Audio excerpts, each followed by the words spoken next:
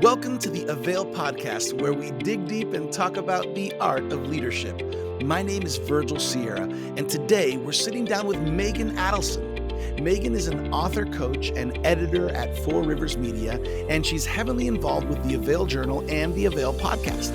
In this episode, we'll discuss her role as an author coach, her upcoming AVAIL Journal article entitled Writing by Heart, and she'll discuss the key to finding one's unique voice. So lean in, leaders, and let's get started.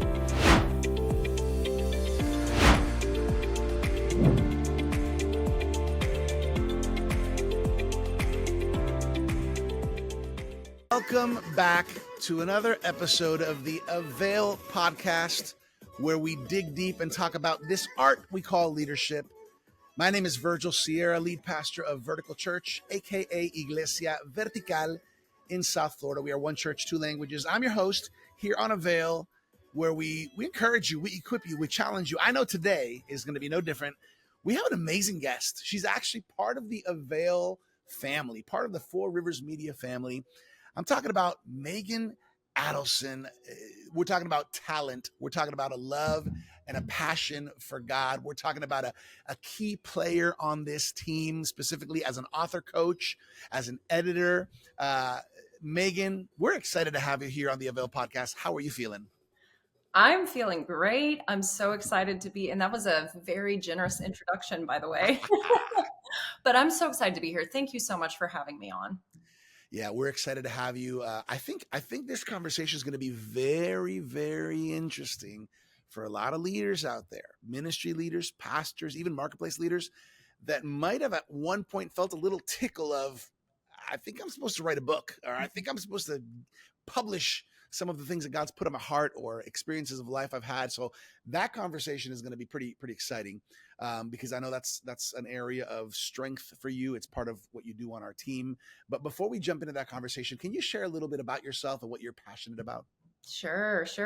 Yeah. So I come from a family of four. It's just my mom, my dad, my older brother, Andy, and I. And I grew up in a really small town called Kingsport in the far northeast corner of Tennessee. I've actually moved 15 times in 17 years. Wow. Yeah. So I was born in San Diego, California. Now, I don't include that in the count because I was very young.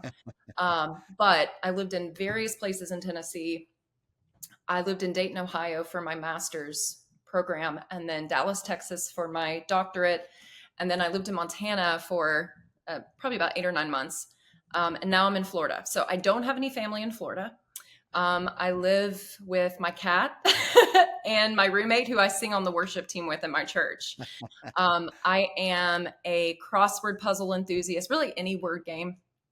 And I'm convinced that I'm an 85-year-old woman in a 35-year-old's body because I could cross stitch for hours. It's like my new thing. I'm absolutely addicted to it. In terms of my professional background, I've always been fascinated with psychology. I actually knew starting in high school that I was going to be a psychologist. Now, I thought I was going to do therapy or be a counselor of some sorts. And all it took was a couple of experiences in that field before I realized, wow, I could not have been more wrong about that. So I asked myself, all right, what's next? I'm academically minded. I love school. Maybe I need to go the social psych route because that's more focused on teaching and research. Right around my third year, I start having a quarter life crisis. My entire cohort knew exactly what they wanted to do. I still didn't. And it was at that point in my life when I realized, it seems like everywhere I go, I don't really fully fit in. It's almost like an almost fit, but not fully. And it was around that time, early 2020, when I found my faith. And my life did a 360. And I'm going to be honest with you, it wasn't a good 360. Wow. It was the most painful period of my life. I didn't know if I was going to make it out. And so I was just in survival mode. So I freelanced for a dissertation editing company. I was the head of the guidance counseling department at a private Christian school. And then finally, during a period of unemployment, I was sitting and having coffee with a close friend of mine from church. She pointed to her right and she said, "Hey, you know, Charlie works here, right? Charlie's another lady that we go to church with." And I said, No, I didn't know that. What is it? And she said, I actually have no idea. I know it has to do with books and publishing. That's all I know. So the rest is history. I know I'm in the right place at the right time. And I'll end with this.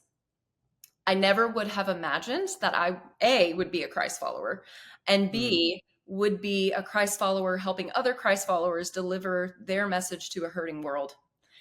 So that's something I could talk about for hours, but we've got some good stuff to get into. So, Man, I love that. I love hearing people's stories. And I told you this when we first connected, and we're preparing for this podcast because we work on the same team together. You're heavily involved in the AVAIL Journal. You're heavily involved in kind of on the editing side of the AVAIL podcast, and obviously with many roles in part of the organization and with Four Rivers Media. I love hearing the story, and I love hearing about people's God story when God kind of impacts their life, and there definitely is a change, which, like you said, it isn't always necessarily beautiful and fun, the whole way through. But there's something beautiful on the end of, man, when God comes into your life, Christ makes himself real. It opens the door to life, to freedom, to purpose, significance, maybe some shifts and some changes of direction in the process. So I appreciate you sharing that, and I think that probably is a part of what's inspiring you as you go. Now, I wanted to bring up just kind of one of your roles, which is author coach. You are a coach for authors, as they're whether these are brand new authors that are writing their first book, or people who are maybe coming up with a follow-up book to their first book. Talk to us about that role of being an author coach. What is it? Describe it a little bit, and then also, do you love it? Do you enjoy, like, how is that experience for you? How is it rewarding? Is it challenging? Is it a little bit of both? I'd love to hear that. yeah, absolutely. Yeah, author coaching is such a unique position, isn't it? I never would have, I didn't even know that was a thing, right? It just kind of fell into my lap.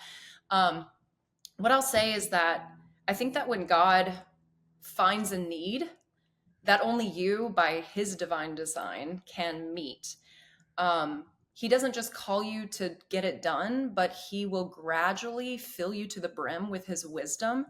And that's a beautiful thing, but it can be a lot for the human mind, Hmm. right? It's so complex. So I think that's where authors are when they come to me for coaching. The message that God has put on their hearts is so weighty and is so rich and vast that it's difficult for them to sort it all out on their own Yeah. without the help of a professional who is outside of that assignment, right? Um, and so, really, what that involves is, the great thing is, I'm so far removed from that calling. I'm not immersed in their world, right? I'm Right. not. I'm not a carrier of their message, which means I can separate myself from it and be kind of an objective third party reader. Hmm. And so I work with a lot of pastors and ministry leaders, and every message moves me in some way. But in almost every case, they have a difficult time knowing how to organize their thoughts. So, what I'm able to do because of my position is take that tangled ball of thoughts, detangle it, and then kind of play Tetris with it. So I Mm. figure out, with them, of course, in collaboration, how does this all fit together? How can we make this make sense? Right. So we Yeah. start with an outlining process, and it's kind of a two-step process. So step one is, okay, what questions do you know that your reader has? And you have Hmm. to know your reader to know that, right? Yeah. You don't buy a book if you're not searching for something. And so the ultimate goal is to be the solution to the questions that they have. And a really useful mental exercise that I take them through is think about which questions, if left unanswered, would devastate you. Mm. And that is really helpful in getting the wheels turning. Once you've nailed that down, you've got your chapters, because your chapters are questions that your content will answer. Hmm.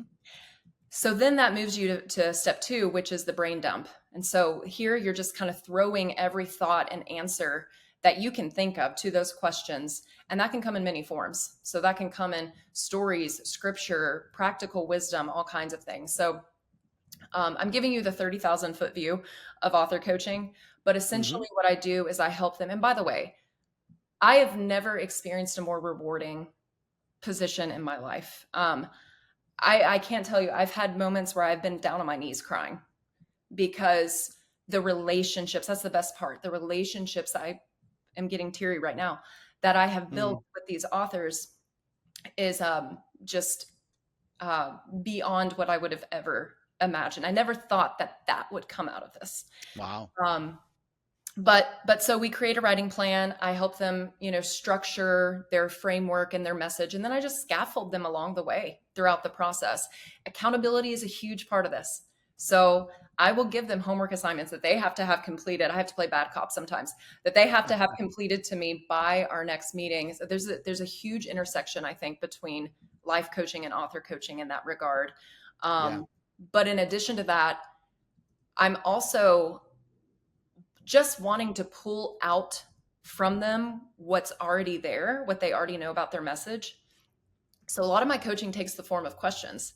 So for example, I might say, all right, so you've provided really good justification that this reader should do X, Y, and Z. But what happens if the reader doesn't do those things? Mm, What are the consequences of a reader failing to implement what you're selling? Because if you can create that sense of urgency in the reader, you can create change, right?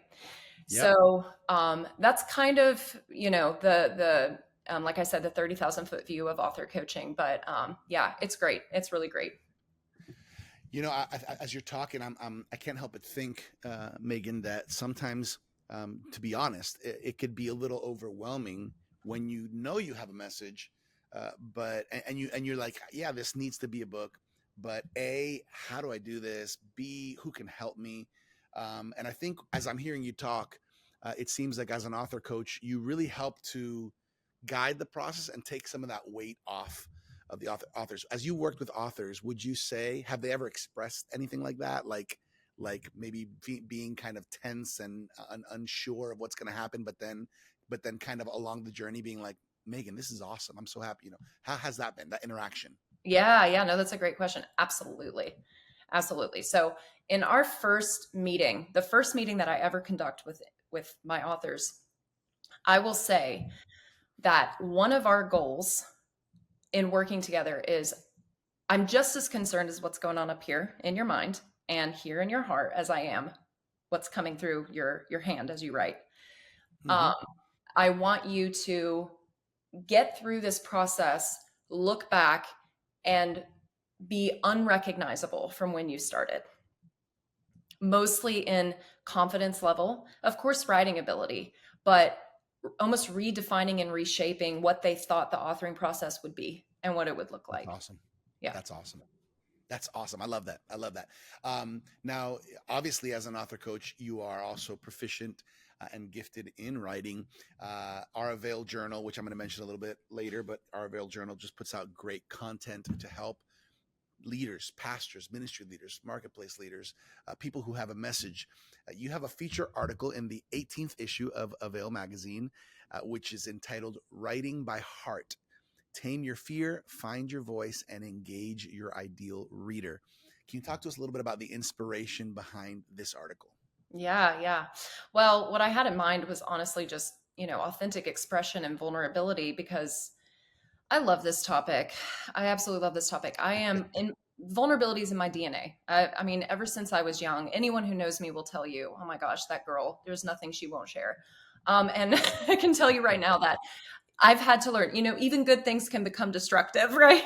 Sure. So, but over time, as I've gotten older, I've kind of been just, this idea of vulnerability has really been marinating, and I've shifted my perspective on the function of vulnerability. Mm, And that started to happen once I became a believer. Um, that it's really a state of being that frees somebody else from the fear of vulnerability. So, and I think the world doesn't really think about vulnerability in that way. You tend to think of it as just like a personal catharsis, which is great right. too, but it's Mm-hmm. also catharsis for somebody else in their lives. So it's really you're operating in a grace gift if you can think of vulnerability in that way. Um, I think we have a world that's silently suffering in that regard. Yeah. I think they have an intense fear an irrational fear, I would even say, of being found out or exposed for who they really are. But Hmm. ironically enough, those same people love being on the receiving end of a vulnerable person. They find it very refreshing. And so there's a consequence to hiding. And that consequence, I think, is you're building a caricature of yourself. Yeah. And before you know it, the person that people know is not the person you really are, right? They just know your caricature. And even more scary, you only know your caricature Mm. and you don't even realize it. And so, I'm strongly convinced that all we really want is to be fully seen and fully known. Hmm. But you can't, that's impossible if you're not willing to fully know yourself, right? So Yeah. what does all that have to do with writing? Well, I think that you have to remember that there's somebody else on the other side of that book who is locked up in some way. Hmm. And I think we're all a little bit locked up in some way. And so the author is in a really unique position to um, acquaint the reader with the parts of themselves that have been hidden for a really long time. And I Mm. think vulnerability is kind of the proverbial excavator, so to speak. So if you can open those parts of yourself up that you open up to, um, those who are closest to you within reason, then what you're essentially communicating, I think, with a stranger is, hey, I know you don't know me, and I know I don't know you, but at least you know I'm just as screwed up as you are.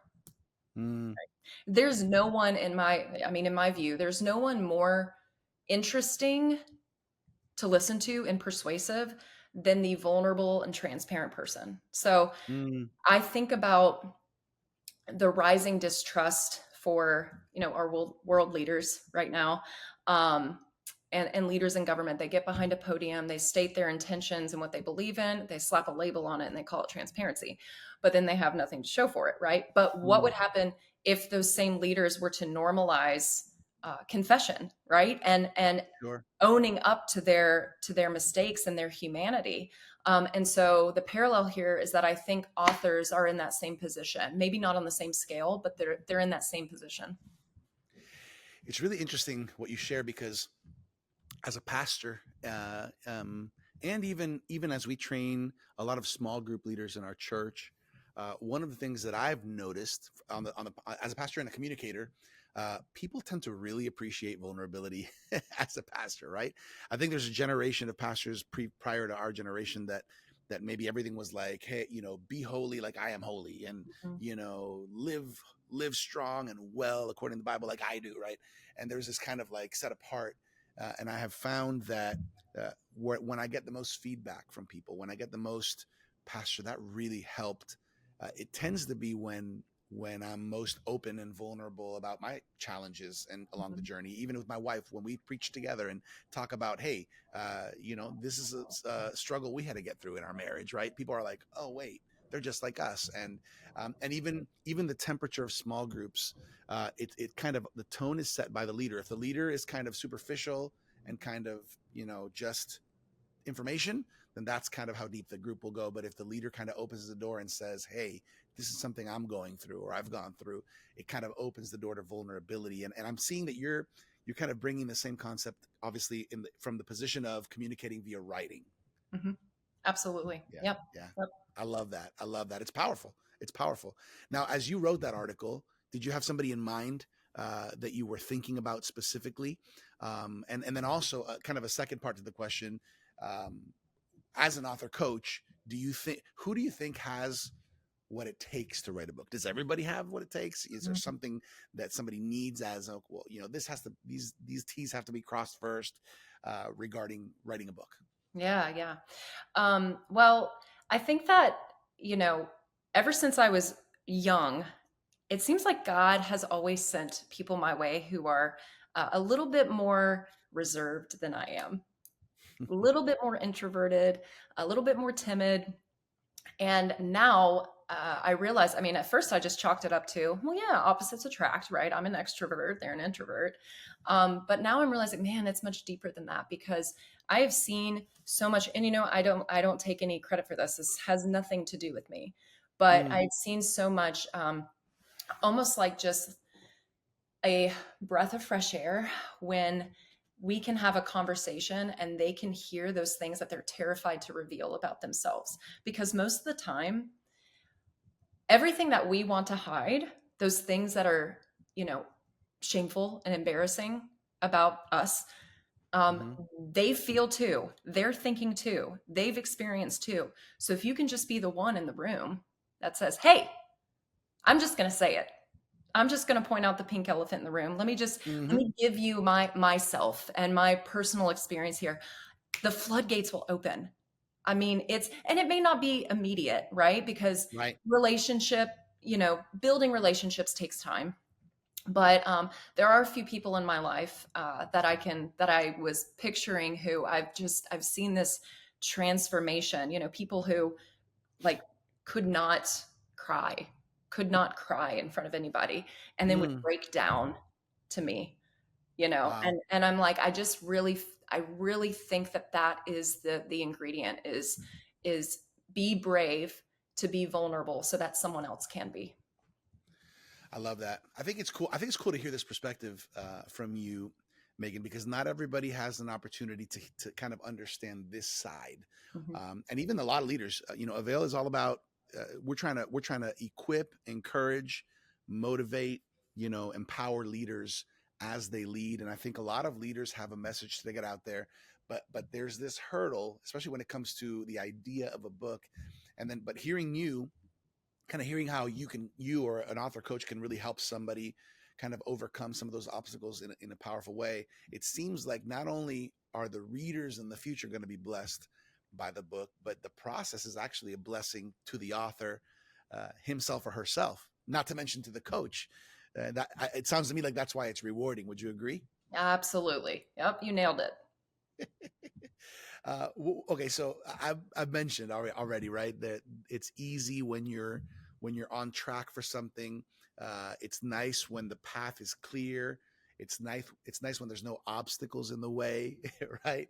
But real life doesn't really look like that all the time. Real life, there's going to be obstacles along the way. We sometimes wish we could avoid them, change direction, go around them.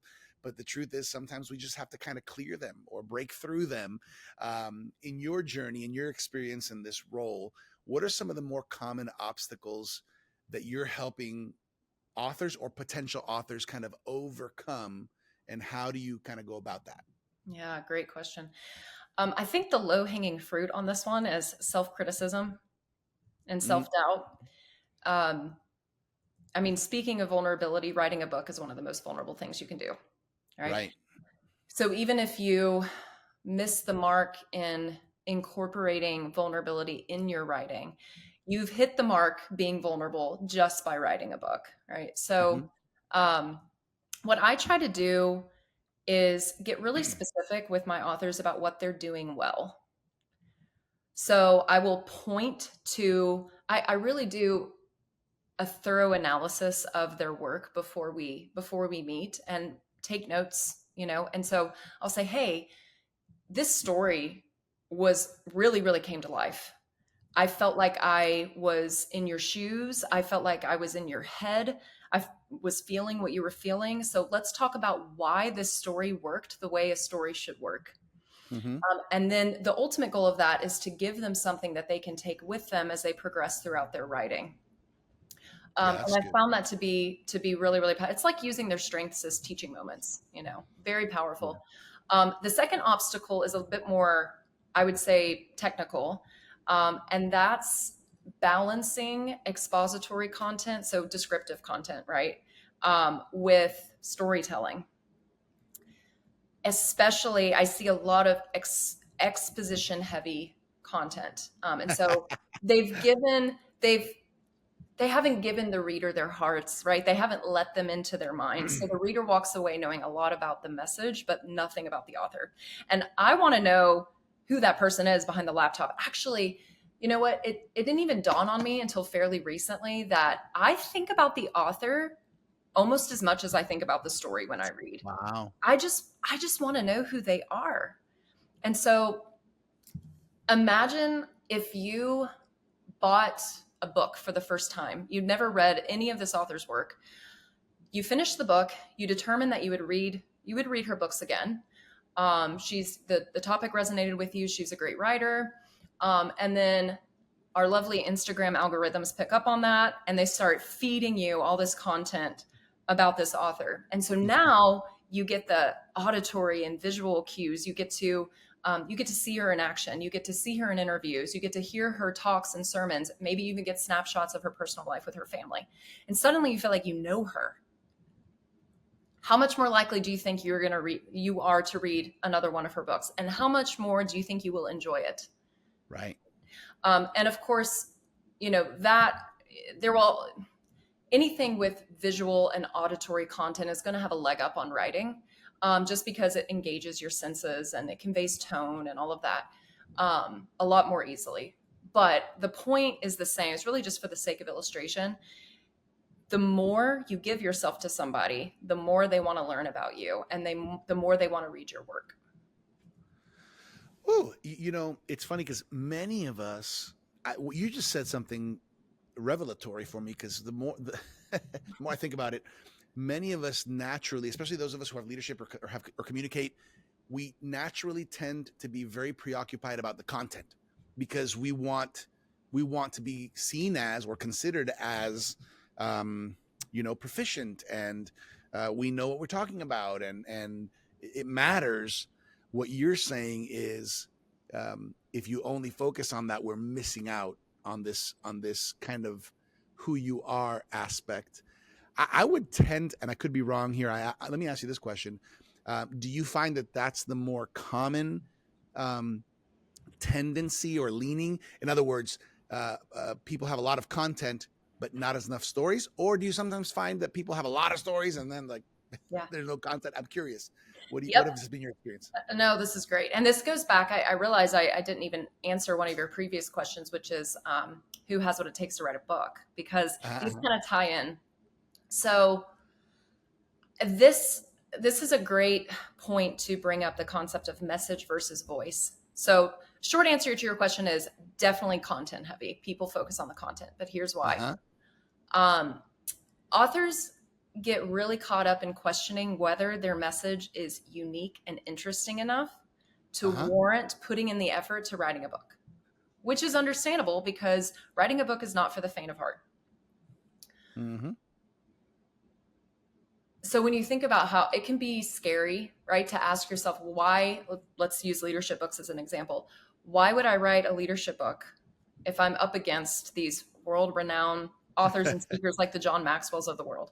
But the reality is that thousands of books have been written on leadership, which means statistically, the chances of content overlapping is really high. The good news is that no one voice can be replicated, because that would go against God's design. And a unique voice is really what the reader is looking for, whether they realize it or not. So if I'm a reader of leadership books, then I'm already expecting similar content. I'm not expecting 100% novelty. I'm expecting to read, and now I'm not saying there's no place for novelty or that it's unimportant, but I'm expecting to read content that builds on what I've already learned and reinforces what I already know. And so this author explains topic A in this way, that author explains topic A in that way. Now I have a much better understanding of topic A, and now I feel more equipped to execute that and apply it to my life. That's really good. And it's funny because everything Megan, I'm cheating here, because everything you're saying about writing a book, I'm applying it in my mind also to preaching, and because it's communicating a message. But I'm thinking, yeah, man, I think even as a preacher, you think a lot about the content and the Bible verses and all that, but sometimes that story, that illustration that connects it is what brings it to life for the person. So I can imagine how important this is in writing. This is so good. Just going back to the article that you wrote, you contrast what you call an honest person with an authentic person, which some might say, isn't that the same thing? Honest and authentic. Can you kind of unpack the concept of how these two are different? Yeah, yeah. I know it's kind of a mind bender. Okay, so first, we'll start by saying both concepts are mutually inclusive and mutually exclusive. So they're mutually inclusive in the sense that you can have honesty. You can't have authenticity without honesty. They're mutually exclusive in that you can have honesty without authenticity. Now, I am not saying that there's not an authentic person behind the honest person. What I'm saying is that that authenticity comes to life when you actually display it publicly.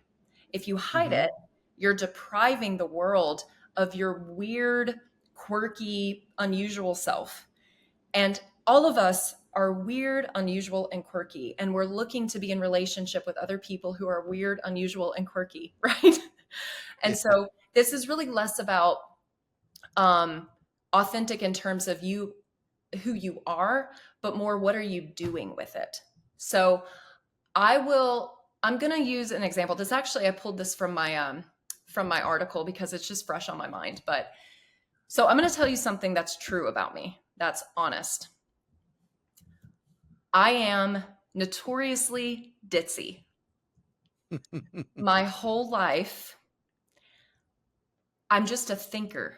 My brain is constantly going at the expense of paying attention to my surroundings.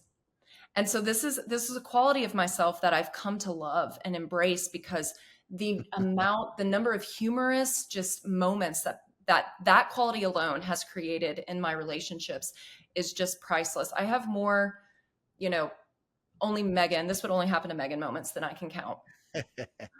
So I just told you something true about myself, right? But Mm-hmm. that leaves you hanging a little bit because when you hear something like that, it's a bit intriguing, right? You want to know, well, I want to know what that looks like in real time. Like, I want an example of that. So, this is where I can step in and satisfy that curiosity by Mm-hmm. almost proving to you that I am who I say I am. Okay. So I'm going to tell you what happened.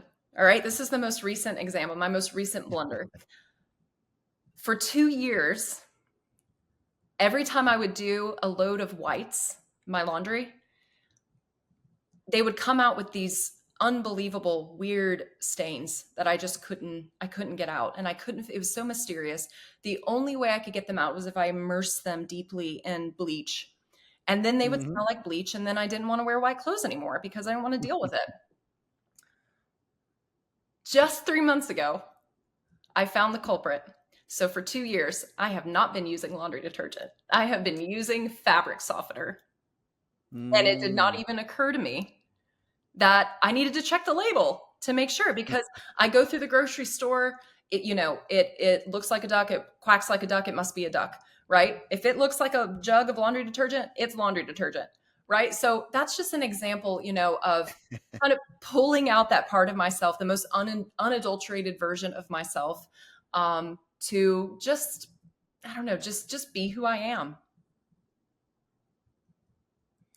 I love this honesty and authenticity. Honesty and they're. I like how you said they are mutually inclusive and mutually exclusive. And I think you're right. You're making me think a lot about my communication, which is going to help me in my future books and in my future writing. So thank you, Megan. I'm taking notes as you're talking, and I know everybody leaning in as well. This is awesome. I think a lot of people really benefit from this conversation.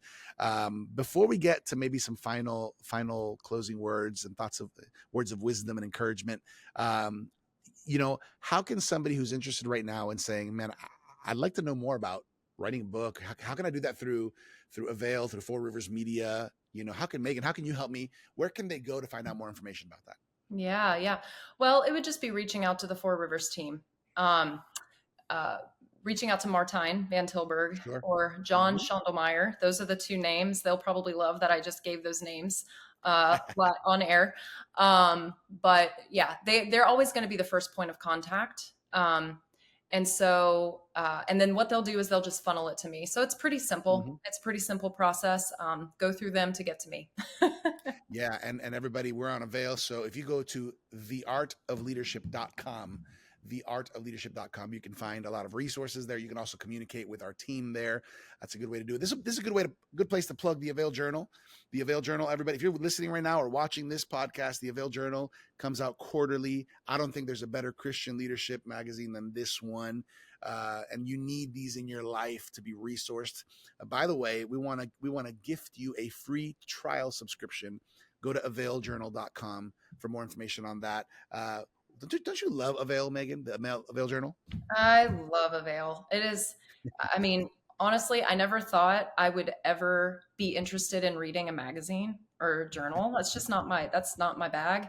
But Mm-hmm. AVAIL is different. And not Yep. to mention, it's really aesthetically pleasing, which is Yes. extremely important. So highly recommend it. Yeah. It's awesome. Yeah. AVAILjournal.com, everybody. AVAIL Journal, free trial subscription. Megan, we're at the end here. I think this has been an awesome journey. I'd love to close off with just maybe some final thoughts, some words of wisdom. What do you want to leave us with today? Yeah. Well, I think I would say that if you have a book in you, but you're feeling a little insecure or gun shy, remember that readers aren't necessarily looking for a bestseller, right? They're just looking to be understood. And they can't be understood if you don't know them and if they don't know you, right? So you just need to befriend them. The other thing I would say is there's something about you and the way you think and the way you speak that's magnetic. And so God has literally placed his word. I love that. Hey, if you're Yeah. leaning in right now, yeah, Megan, I'm sorry. I got cut off a little bit there. Were you still talking right there? Yeah. Yeah. Yeah. But that's okay. No. Go back one sentence. I had a little bit of interference there. Okay. Go back one sentence and I'll make sure I put a note here for at 36 minutes. Okay. No problem. There's something about you and the way you think and the way you speak that is really magnetic, because God has literally given you his word to speak life into a hurting world, and that world needs to hear from him. So you're not the author anyway. He's the author, you are the vessel. Words of wisdom, words of advice from one of the best on our team, Megan Adelson. Megan, this has been fun. Getting your perspective as an author coach, also as an editor. I'm part of our team. I think it's cool for our AVAIL audience to get to know some of our AVAIL team members as well. And I think you probably are pushing some people into a direction of thinking, you know what, I think I can do this with the right help and the right team. And everybody, AVAIL is a great team. You're going to want to lean into everything that we're doing along with Four Rivers Media, sister brands that are working together on everything that's AVAIL, the AVAIL Journal, our AVAIL podcast, and of course our AVAIL books. We have a monthly featured AVAIL book every single month, in addition to all the other books that are being put out consistently throughout. So make sure you go to theartofleadership.com for more information on that. Megan, on behalf of our team, which you're a part of, on behalf of Dr. Sam Chand, Martijn Van Tilborg, everybody who works behind the scenes, we want to tell you we're proud of you. We're proud that you are one of us, and we're thankful for your obedience to the Lord as you're unleashing the giftings that he's put in you and helping other people take steps to their God-given potential and calling and unpacking the message that God has given them. You're doing an awesome job, and we are extremely proud of you. Oh, thanks, Virgil. Thank you so much for having me on. I could say the exact same about you. So thanks for being here. Hey, everybody. I hope you've been encouraged by this conversation with Megan. What a great conversation on maybe getting that courage to take a step out into what God not only has called you to, but into putting the message out there in a way that more people can access it.